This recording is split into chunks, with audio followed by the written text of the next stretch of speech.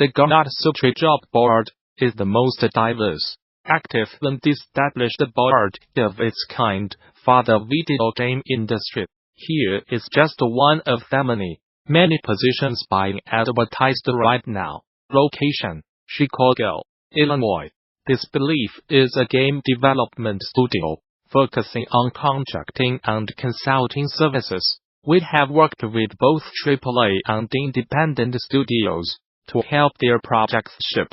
Notable projects we have worked on include Gears of Warfare, Borderlands, The Handsome Collection, and Perception. At Disbelief, we are problem solvers. First and foremost, we like to dive in to figure out the reasons something is not working before fixing it. We take pride in solving problems others cannot. We value a sensible work-life balance and work environment. We work with leading-edge technologies to make them perform at the top of their capabilities. Currently, we are looking for a junior programmer. This opportunity is for a full-time position in Chicago. Junior programmers at Disbelief are called on to develop and debug a variety of areas from gameplay to core engine programming. You are expected to learn new systems and projects as you grow as a developer, with support and training from more senior members of the team. Most importantly, you will work to solve problems with the help of the team.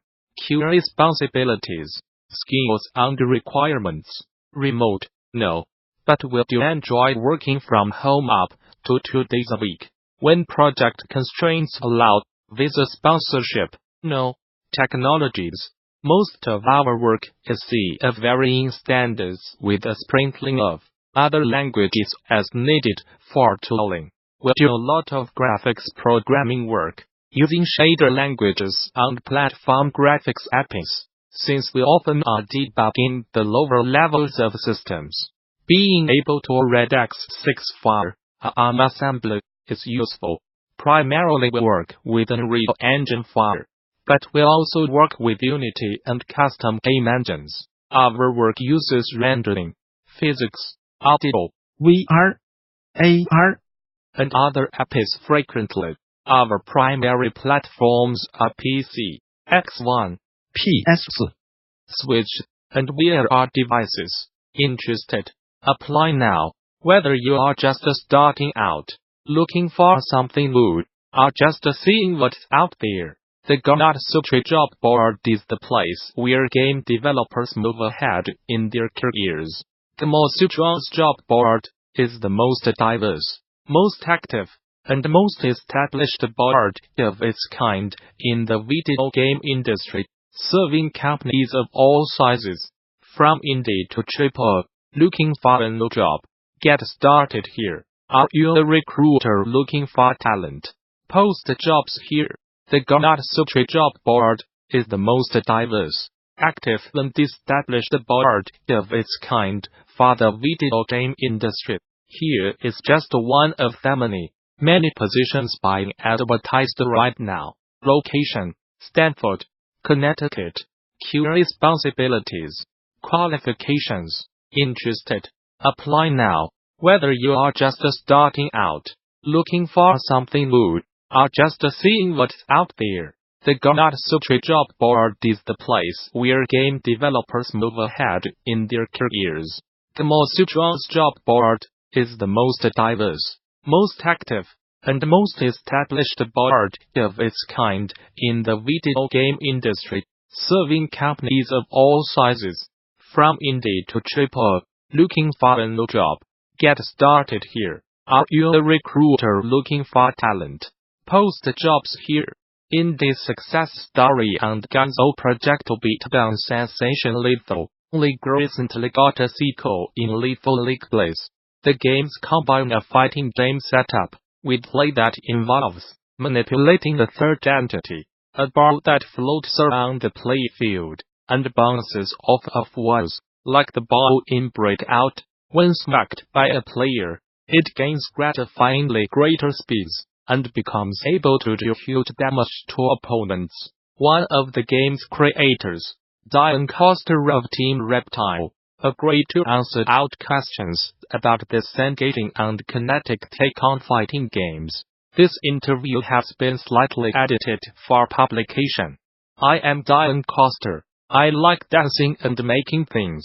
Me and Tim Ramos are the tour bosses of Team Reptile. We are a concentrated team of about 5 people.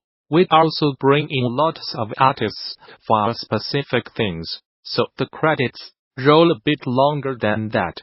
My own role is that of a game director, determining the style and vision both visual and gameplay-wise are the things on my plate. Tim is on the business and management side, but both of us still spend most of our time hands-on with the game. We released our first game, called Megabyte Punch, in 2013, and then our first heavy hitter, Lethal League, in 2014. Lethal League did really well. Both of us moved out, and from that point on we were truly self-sufficient. We never worked with a publisher or received any funds for development either, mostly because we cannot work without full creative control. Lethal League Blaze is our latest release, and it did even better for us than the original Lethal League. All of our games made their investment back and a bunch more for the Lethal League series. So as an independent studio we are pretty well off. Of course, we do not want to sit back too much. We do our best to challenge ourselves in ways for airing the game. And if the fans can see our sincerity with that, then I am as happy as can be. Sure, while we were making Megabyte Punch, there was a mechanic that reflected projectiles. There were projectiles that were one-hit kill in that game, which made it really exciting to reflect them back and forth. We decided to make this into a mini-game, which became the Lethal League prototype. I made it in Flash in a space of 2 weeks, put it on our site for free, and we sent it off to a few websites. You can actually still play it over here. It appeared on the radar of Adam Hart, who people might know from DivGeek, who was at Shoryuken.com at the time. He featured it at the Ultimate Fighting Game Tournament 9 as the grand final mystery game, and that really boosted our popularity early on. We finished Megabyte Punch, and it was clear we should just head straight into making Lethal League into a proper full game. A year later, in 2014, we showcased the game on Evo, and released it on Steam. Before the release we did not get a lot of attention outside of the FGC. Thereafter, however, YouTubers jumped on it one by one. Total Biscuit, Game Grumps, PewDiePie, Markiplier. It probably was the extremity and big anticipation moments that attracted them.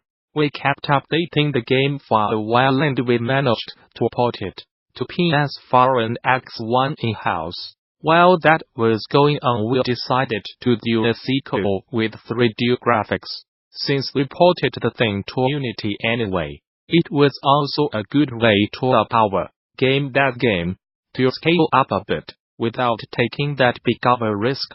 I did not want to name it Lethal League 2, because it implies that you still had to have played the original, so we went with Lethal League Blaze instead. The Blaze is actually the get-up move you can do in this version, after being knocked down, signifying the fact that you will not die in one hit anymore. On high speeds, you still have the one-hit kill shots, so the hype is not lost. We added more moves, like pitching and spiking. The pitch is especially important, because it directly counters parrying, which is like blocking in Lethal League. Of course, the main attraction are the new characters, stages, modes and music. We have double the characters that the original had at launch. One of the modes you can unlock is called Lethal Volley. We had a lot of 2v2 fun with that one. We also made a story mode in this iteration. Even though Lethal League does not really shine in single player, most people will be buying this game by themselves, and I want them to. get some fun out of it even before finding a homie to play against. The style comes from my experiences in street culture and hip-hop with skating, b-boying and graffiti I was doing. This is what drew me to Jet Set Radio Future at the time, which blew my mind with near-future versions of the styles I was familiar with. Hip-hop originated in America, of course, but what they had done was use inspiration from the French sci-fi artist Mobius under the backdrop of Tokyo to advance it into new territory. Although I admit it hit me more than others, because I saw where it was coming from. This mix between West and East influenced my personal style heavily. So yeah, I am a fan of Ryut Wado, the art director for Jet Set Radio. Looking for similar Japanese artists, I also came across CP Gogo and Daisuke Nakayama,